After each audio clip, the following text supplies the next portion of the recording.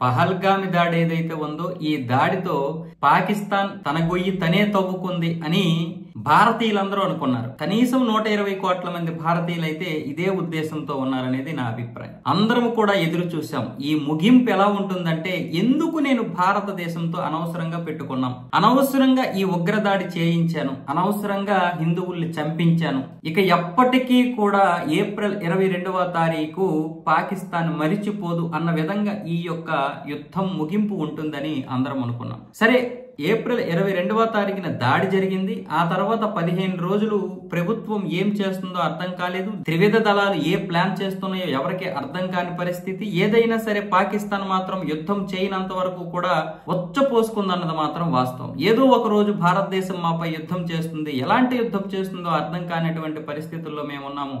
భగవంతుడా, అల్లా దయ వల్ల యుద్ధం రాకుండా ఉంటే చాలని ఎంతో మంది కోరుకొని ఉన్నారు కూడా. చివరికి ఈ యుద్ధం చేయనంత వరకు కూడా బీపీలు షుగర్లు పెంచుకుంది ఈ పాకిస్తాన్ లో ఉన్నటువంటి చాలా మంది నాయకులందరూ కూడా. ఏం చేస్తుందో భారత్ అర్థం కానిటువంటి పరిస్థితి గుంభనంగా ఉంది. ఈ నిశ్శబ్దం అనేది చాలా భయంకరంగా ఉంది అనుకున్నారు. ఆ విధంగానే ఎప్పుడైతే 7వ తారీఖు ఉదయం తెల్లవారుజామున 1:44 ఆపరేషన్ సింధూర్ పేరుతో త్రివిధ దళాలు 9 ఉగ్ర స్థావరాలపై చేసినటువంటి దాడి ఉందో, ఈ దాడితో మొత్తం యావత్ భారతదేశం మొత్తం హర్షం వ్యక్తం చేసింది. ప్రపంచ దేశాలు ఉలిక్కి పడ్డాయి. మళ్ళీ ప్రపంచానికి పాకిస్తాన్ ఇక కనిపించదేమో, ఇక పాకిస్తాన్ వినిపించదేమో అనుకున్నటువంటి సందర్భంలో 3 రోజులు మంచిగా యుద్ధం జరుగుతోంది. ప్రతిరోజు కూడా పార్లమెంట్ లో వాళ్ళ ఎంపీలు ఏడుస్తున్నారు, న్యూస్ చెప్పినటువంటి యాంకర్లు కూడా ఏడుస్తున్నారు. ఏం జరుగుతుందో తెలియనటువంటి పరిస్థితుల్లో పాకిస్తాన్ ఉంది. అయ్యా మీకు దండం పెడతాం, ఏదో ఒకటి చేసి భారతదేశాన్ని ఆపండి అని అమెరికా కాళ్ళు, మిగతా దేశాల కాళ్ళు పట్టుకున్నటువంటి పాకిస్తాన్ కి ఇక మూడింది.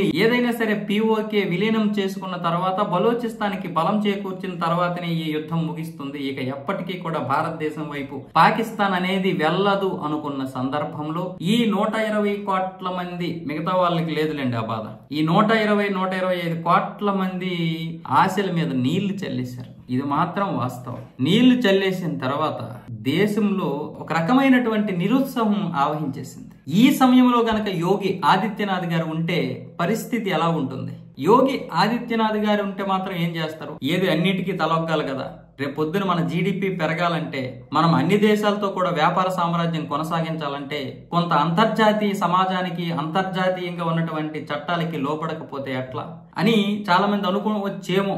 మోదీ గారు చేసినటువంటిది ఆయన చేస్తారు అనుకోవచ్చు, కానీ ఆయన అలా చేయరు. ఎందుకంటే మోదీ గారు ఇంతకు ముందు కూడా గుజరాత్ కి సీఎం గా చేశారు. యోగి ఆదిత్యనాథ్ గారు కూడా సీఎం గా ఇప్పుడు చేస్తున్నారు. ఆయన పరిపాలనకి ఈయన పరిపాలనకి చాలా తేడా ఉంది. ఇద్దరు ఒకే రకంగా చేయొచ్చు, కానీ సారూప్యతలు వేరు. యోగి ఆదిత్యనాథ్ గారు ఏం జరిగితే అది జరిగింది. ఇది దేశానికి సంబంధించినటువంటిది. ఎందుకంటే ఆయనలో కొన్ని వాజ్పేయి లక్షణాలు ఉన్నాయి. వాజ్పేయి గారు మనకు కనిపించరు, కానీ చాలా మొండివారు. మోదీ గారు కూడా మొండివారే, కానీ ఈ యుద్ధంతో ఎందుకో చిన్న డిసప్పాయింట్ అయ్యాను నేను. కానీ యోగి ఆదిత్యనాథ్ గారు అయితే మాత్రం ఈ పరిస్థితుల్లో కుమ్మేసి వదిలేశాను. ఇప్పుడనే కాదు, గత 3 రోజులు ఏదైతే యుద్ధం జరిగిందో ఆ 3 రోజులు త్రివిధ దళాలకి పూర్తి స్వేచ్ఛ ఇవ్వడం కాకుండా రోజుకి 16 గంటలు బాధ్యమని చెప్పేవాళ్ళు. ఈ 16 గంటలు బాధ్యమని చెప్పడం కాకుండా పాకిస్తాన్ అనేది, అంటే ఆయనకి కొంచెం వ్యక్తిగత కక్ష కూడా ఉంటది వాళ్ళ పైన, పాకిస్తాన్ పైన. ఆయన అంత దీనిగా కొంచెం వ్యక్తిగతంగా తీసుకొని మనం ఏదైతే ఆలోచిస్తామో ఆ విధంగా ఆయన స్పందించి ఇప్పటికి పాకిస్తాన్ కొమ్ములు విరిచేసి, మమ్మల్ని దయచేసి ఇంక మేము భారతదేశం వైపుకి రాము అంటూ దాదాపు 2-3 లక్షల మంది సైన్యం కింద మోకరెళ్ళేసి దండం పెట్టేసేవాళ్ళు. అది మాత్రం వాస్తవం. అంతర్జాతీయ ప్రకారం అమెరికా మాట వింటున్నట్లే వినాలి, కానీ మన పని మనం చేసుకుంటూ వెళ్ళిపోవాలి. ఎందుకు మరి? కాల్పుల విరమణ జరిగిన వెంటనే 3 గంటలు కూడా వ్యవధి ఇవ్వకుండానే మళ్ళీ పాకిస్తాన్ మన కశ్మీర్ పైన సరిహద్దు ప్రాంతంలో ఏ విధంగా డ్రోన్లు దాడి చేసింది, ఇంకా బాంబుల వర్షం కురిపించింది. కాబట్టి ఇలాంటివన్నీ కూడా మనం వినాల్సిన అవసరం లేదు, ఇచ్చి పడేయాలన్నమాట, అంతే. ఈ రోజు నేను ఇక్కడ కూర్చొని వీడియోలు చేసినంత ఈజీ కాకపోవచ్చు యుద్ధం, కానీ యుద్ధం అంటూ వచ్చిన తర్వాత అది దేశ ప్రజలు మనోభావాలకి సంబంధించినటువంటి. పాకిస్తాన్ లాంటి దేశాన్ని ఓడించేసి దాన్ని తొక్కేయాలని కాదు, మనది ఉగ్రవాదాన్ని తొక్కాలి. ఉగ్రవాదం అనేది మన దేశంలో కాదు, మన పక్క చుట్టుప్రక్కల ఉండకూడదు. ఈ ఉగ్రవాదాన్ని పెంచి పోషిస్తున్నది పాకిస్తాన్ మాత్రమే కాదు, అమెరికా, చైనా. ఈ రెండు వాళ్ళ దేశాల్లో ఉగ్రవాదం లేకుండా చూసుకుంటున్నాయి, కానీ బయట మాత్రం ఉగ్రవాదాన్ని పెంచి పోషిస్తున్నాయి. ఎందుకంటే పాకిస్తాన్ రక్షణ మంత్రి స్వయంగా చెప్పాడు కదా, సోవియట్ యూనియన్ యుద్ధం కోసం మేము పశ్చిమ దేశాలకి ఉగ్రవాదాన్ని పెంచి పోషించాల్సి వచ్చిందని. గత 3 దశాబ్దాలుగా మేము పాశ్చాత్య దేశాల కోసమే ఉగ్రవాదాన్ని పెంచి పోషించామన్నాడంటే అందులో అమెరికానే మొట్టమొదటిది. ఇక చైనా ఇక్కడ బయట ఉగ్రవాదాన్ని పెంచి పోషించి భారతదేశాన్ని ఎప్పటికప్పుడు దెబ్బతీద్దామనే ఉద్దేశంతో ఉంటుంది. కాబట్టి చైనా ఎప్పుడు కూడా ఉగ్రవాదాన్ని బయట పోషిస్తుంటది, లోపల మాత్రం ఉగ్రవాదం అనేది బయట లోపలికి రాకుండా చేస్తుంది. ఆ పరిపాలన లేకపోతే మనం ఎప్పుడు ఏదో ఒక రోజు ఇలా నష్టపోతూనే ఉండాలి. చైనా ఈ రోజు నాకు చాలా నచ్చుతుంది. ఎందుకంటే చైనాలో చూడండి, ఇప్పటికి 15 కోట్ల 20 కోట్ల మంది ముస్లింలు ఉండాల్సినటువంటి ఆ దేశ జనాభాలో 2 కోట్లకు మించనివ్వడం లేదు. ఎవడైనా సరే నమాజ్ చేయాలంటే వీళ్ళు చెప్పిన టైంకి వీళ్ళు చెప్పినటువంటి ప్లేస్ కి రావాలి తప్ప ఎక్కడ పెడితే అక్కడ మేము స్కల్ టోపీలు పెట్టుకోండి మధ్య రోడ్ల మీద మేము నమాజులు చేసేస్తామంటే ఊరుకోరు.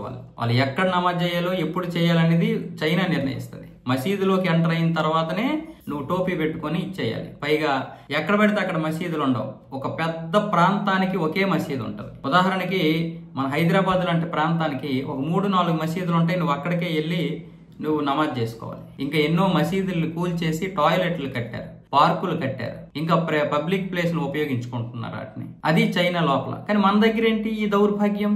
నరేంద్ర మోదీ గారు, నేనేం తప్పు పట్టడం లేదు, కానీ నరేంద్ర మోదీ గారు ఈ 2029లో కొంచెం డ్రాప్ అయ్యి యోగి గారిని అయితే ప్రవేశపెడితే బాగుంటది. యోగి గారిని ఇక ప్రవేశపెట్టాల్సినటువంటి సమయం ఆసన్నమైంది. ఇది నా అభిప్రాయం. మీరు ఏదైనా సరే కామెంట్ రూపంలో మీరు మీ యొక్క అభిప్రాయాన్ని చెప్పొచ్చు. ఇప్పుడున్నటువంటి పరిస్థితుల్లో ఇలా ప్రతిసారి మనం దిగజారిపోవడం అంటే రాజీ పడడం అనేది పాకిస్తాన్ దృష్టిలో దిగజారిపోవడమే. ఎందుకంటే పాకిస్తాన్ సైన్యమేమి అక్కడ పోరాడడం లేదు. పాకిస్తాన్ లో ఉన్నటువంటి మిలిటెంట్లు, తీవ్రవాదులు, ఉగ్రవాదులే ఈ సైనికుల రూపంలో పోరాడుతున్నారు. లేకపోతే అక్కడ చనిపోయినటువంటి ఉగ్రవాదులకి అక్కడ సైనిక అధికారులు ఎందుకు అక్కడ భౌతికాయాల దగ్గరికి వెళ్లి గౌరవ వందనం చేస్తారు? అది మీరు ఆలోచించండి. వాస్తవం ఏంటంటే ఈ పాకిస్తాన్ సైన్యం పేరుతో ఉగ్రవాదులు పోరాడుతున్నారు. ఇది ప్రపంచానికి తెలుసు. భారతదేశాన్ని ఏదో ఒక రోజు కట్టడి చేయాలంటే ఒక చైనా లాంటి దేశానికి లేదా అమెరికా లాంటి దేశానికి భారతదేశం ఇప్పటికే ఇన్ని సంక్షోభాలు ఎదుర్కొని కూడా మళ్ళీ 5వ స్థానంలో 4వ స్థానంలోకి వస్తుంది కదా. జీడిపిలో ఇన్ని సమస్యలుంటే మళ్ళీ దేశంలో వేర్పాటువాదులు ఉంటారు. దేశంలో ఒక్కొక్క రాష్ట్రం ఒక్కొక్క విధంగా స్పందిస్తుంది. అయినా సరే ఇన్ని అడ్డంకులు దాటుకుని మళ్ళీ జీడిపిలో నెంబర్ 1 స్థానానికి రావడానికి ప్రయత్నాలు చేస్తుంది, 3వ స్థానానికి రావడానికి ప్రయత్నాలు చేస్తుందంటే సో మనం ఇలాంటప్పుడు ఉగ్రవాదాన్ని మాత్రమే చూపి భారత్ని కట్టడి చేయాలని అన్ని దేశాలు అనుకుంటాయి, ముఖ్యంగా అమెరికా, చైనా. కాబట్టి యోగి గారు రావాల్సినటువంటి సమయం ఆసన్నమైందని నేను అనుకుంటున్నాను. ఈ వీడియో కనుక మీకు నచ్చినట్లయితే లైక్ చేయండి, షేర్ చేయండి, సబ్స్క్రైబ్ చేసుకోకపోతే వెంటనే చేసుకోండి. జై జవాన్, జై కిసాన్, జై భారత్, జై హింద్.